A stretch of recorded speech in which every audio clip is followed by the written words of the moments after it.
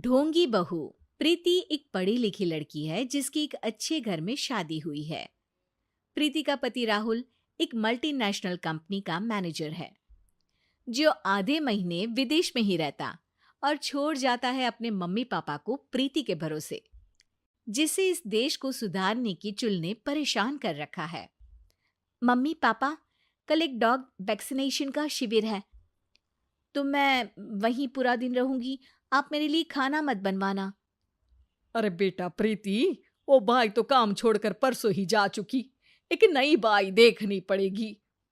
माँ, आप तो जानती ही हो ना कि मैं कितना बिजी रहती हूँ। अगर कल मैं नहीं गई तो कुत्ते एडॉप्ट ही नहीं हो पाएंगे।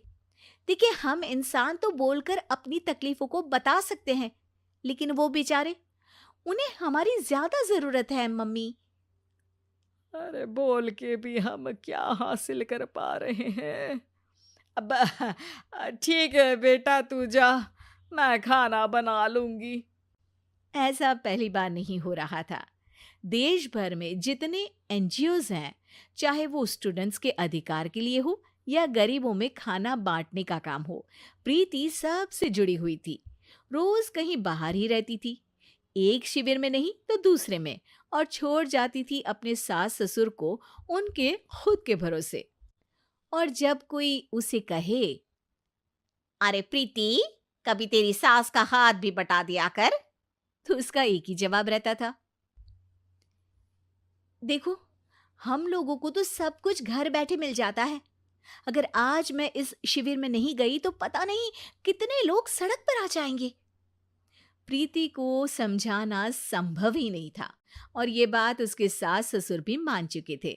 इसलिए सुबह सुबह सास ही किचन में खाना बनाने जाती है और देखती है कि घर में सब्जियां खत्म है। अरे प्रीति बेटा, सुन तो जरा।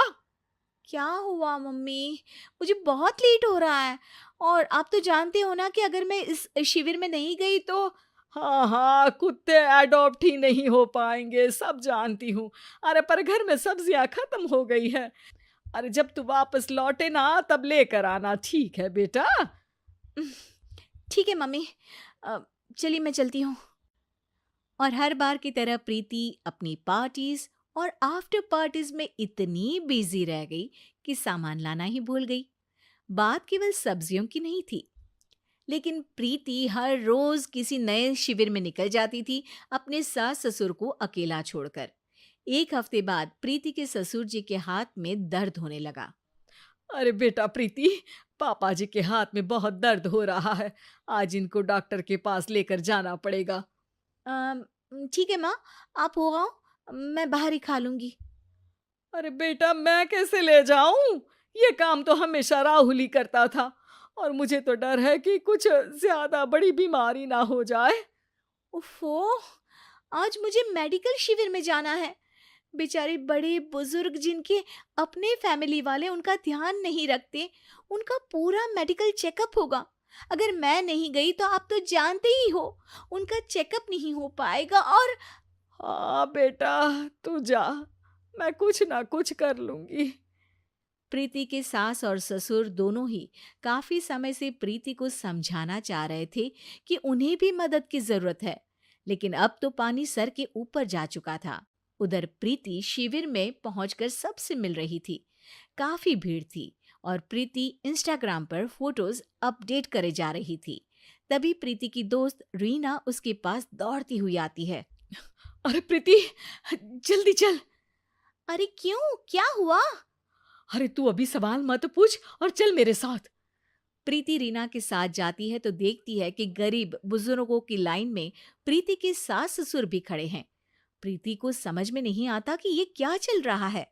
उसके ऑर्गेनाइजेशन में सबकी नजर उसके सास ससुर पर थी, और प्रीति को लगा कि बात उसकी इज्जत पर आ गई है। माँ, पापा जी, आप दोनों यहाँ क्या कर रहे हैं? आप तो जानते हो कि ये शिविर गरीबों की मदद करने के लिए बनी है, और आप इसका मजाक उड़ा रहे हैं इस तरह से लाइन में खड़े होकर। अरे बेटा, हम भले ही गरीब ना हो, पर जरूरतमंद तो है ही। हमारा भी कोई ध्यान रखने वाला नहीं है। मेरे पति के हाथ में दर्द है, मैंने सुना कि ज़रूरतमंद बुजुर्गों का यहाँ फ्री में इलाज हो रहा है, इसीलिए चले आए। अ, नहीं, मतलब मैं तो प्रीति को समझ में आ गया था कि समाज को संभालने से पहले उसे अपना घर संभालना चाहिए और वो सर झुकाकर अपने सास ससुर से माफी मांगती है।